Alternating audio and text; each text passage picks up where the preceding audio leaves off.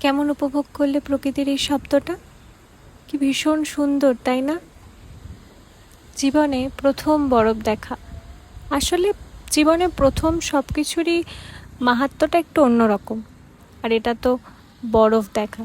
আসলে না, মানে আমরা কেউ আশাই করিনি যে এই সময় আমরা বরফ দেখতে পাবো। আর অগ্নি পাওনা হিসেবে আমাদের ছিল স্নোফল। আমাদের দুজনের জন্যই না এটা প্রথম একটা এক্সপিরিয়েন্স। তাই আমরা দুজনেই ভীষণ এক্সাইটেড হয়ে পড়েছিলাম। বিশেষ করে এই স্নোফলের মজাটাই ছিল অন্যরকম।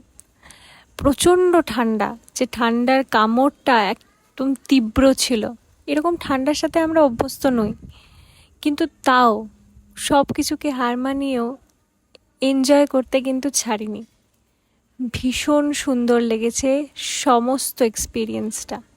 কেমন লাগলো জানিও। আসি, টাটা।